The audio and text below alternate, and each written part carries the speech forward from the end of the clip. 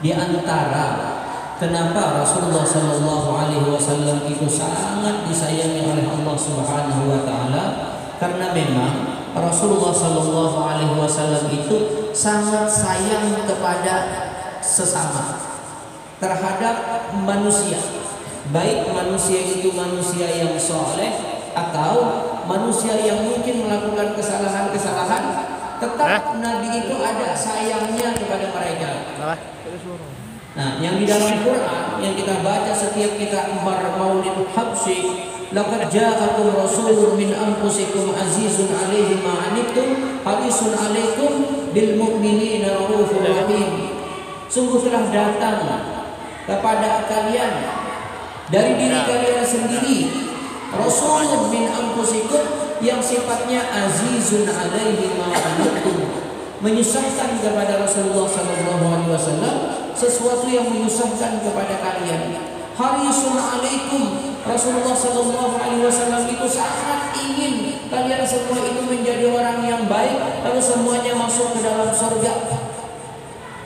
Bil mu'minina raufur rahim, dan Rasulullah sallallahu alaihi wasallam itu dengan orang-orang yang beriman itu penyayangnya luar biasa. Ulangi sekali lagi, jangankan kepada orang-orang yang baik, kepada orang yang nakal pun Rasulullah Shallallahu Alaihi Wasallam tidak berlepas tangan begitu saja. Dulu udah pernah ku ceritakan, kata Rasulullah Shallallahu Alaihi Wasallam, "Uritu ma yalqa ummati min ba'di." Diperlihatkan kepadaku apa yang akan terjadi kepada umatku setelah aku. Perbuatan-perbuatan dosa yang terjadi kepada kita umatnya Rasulullah di akhir zaman ini sudah diperlihatkan oleh Allah Subhanahu wa taala kepada Rasulullah sallallahu alaihi wasallam. Wasangka ba'dihim lima apa, dan aku pun melihat di akhir zaman itu ada sebahagian umatku itu yang menumpahkan darah terhadap kawan-kawannya yang lain. Kata Rasulullah, fa'ahzanani, itu semua membuat aku sedih. Jadi kalau kita berbuat kemaksiatan, kita melanggar apa yang ditentukan, dan itu disampaikan kepada Rasulullah SAW, dan otomatis membuat Rasulullah SAW bersedih. Itu yang kalau musuh-musuh itu paling sering bilang, coba hidup itu menyenangkan Rasulullah. Dengan apa caranya? Dengan berbuat baik. Jangan hidup kamu itu bikin sedih Nabi. Kamu bikin sedih orang tua aja dosa, apalagi bikin sedih Rasulullah SAW. Maka kata Rasulullah, perbuatan dosa yang dilakukan umatku setelah aku itu fa'ahzanani. Cuman walaupun Nabi kecewa, nah ini yang tadi, walaupun Nabi kecewa, Nabi tidak berlepas tangan. Fasa'altullah ayyuwalliyani fi. Aku minta kepada Allah Subhanahu wa taala agar Allah Subhanahu wa taala menguasakan aku pada mereka. Jadi itu biar yang nakal-nakal itu jadi urusanku aja. Jangan diserahkan ke Allah, tapi jadi urusannya Nabi, karena Nabi ingin memberikan syafaat. Fa'ala, dan Allah Subhanahu wa taala mengizinkan. Jadi kita ulang, Rasulullah Shallallahu Alaihi Wasallam itu menjadi makhluk yang paling dicintai oleh Allah Subhanahu Wa Taala, dilatar belakangi karena memang beliau itu orangnya penyayang luar biasa. Maka kalau kita semua ini ingin menjadi makhluk yang disayangi oleh Allah Subhanahu Wa Taala, maka sayangi juga sesama. Bini disayangi, wah jangan ada itu disayangi, itu dijaga, jangan disakiti hatinya.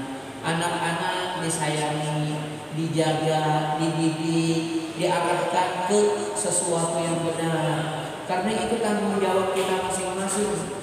Jangan bisa mengolah aja, tapi dididik anak-anak. Jadi kalau anak-anak salah ditegur, memang harus seperti itu, karena anak-anak itu nggak tahu mana benar mana salah, dan itu dilatih. Kalau dibiarkan aja kiranya boleh lari, tegur. Karena kalau dibiarkan seolah-olah lari itu boleh, padahal nggak boleh. Mungkin tidak berpengaruh sekali, dua kali, tapi tetap kita memberikan teguran. Tapi kalau kita bebaskan begitu saja, seolah-olah itu adalah sesuatu yang boleh,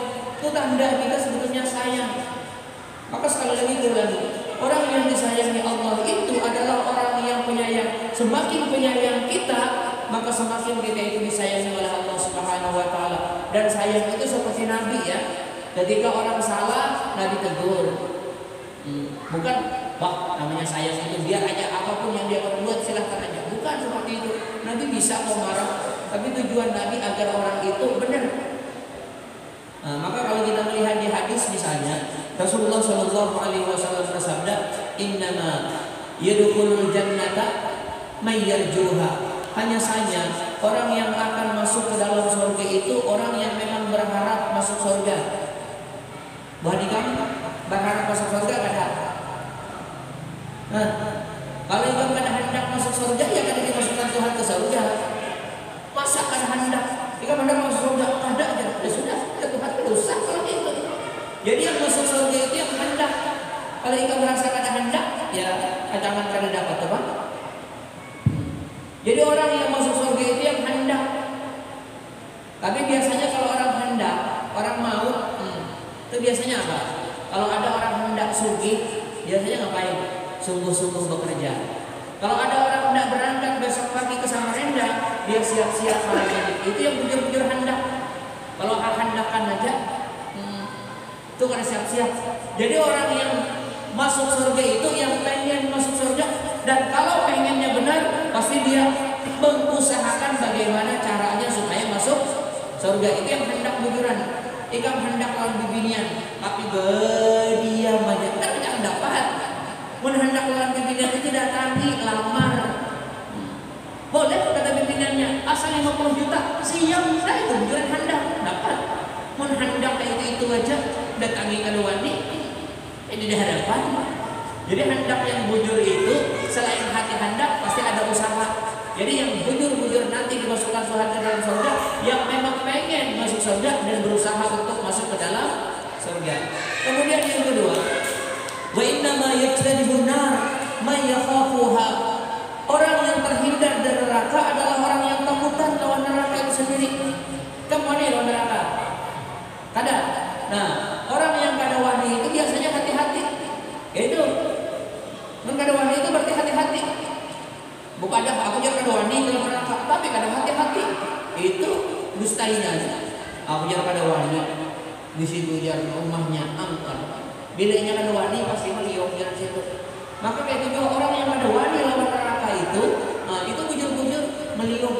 Bagaimana yang sekira-kira jangan sampai masuk ke dalam neraka. Nah, yang ada hubungannya dengan kita, wa inna ma yarhamullah may yarhamu. Hanya saja orang yang dirahmati oleh Allah, orang yang disayangi oleh Allah Subhanahu wa taala adalah orang yang penyayang. Jadi ingat, sayangi bini. Jangan bini orang, bini seorang. Sayangi bini, sayangi anak. Arti sayang anak itu dididik anak itu baik-baik. Sayangi kepada sesama, sayangi juga kepada semua kaum muslimin. Doakan mereka kalau mereka punya dosa, mudah-mudahan dosa mereka itu diampuni oleh Allah Subhanahu wa taala, termasuk juga dosa kita berataan. Ringkasnya, kita tutup pengajian terakhir kita ini dengan hadis Ar-Rahimu yarhamuhur rahman irhamu man fil ardi yarhamkum man fis sama.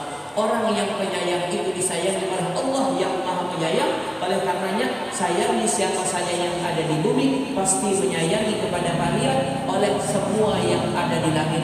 Allah dan seluruh malaikat, walaupun Allah Subhanahu wa taala tidak bertempat.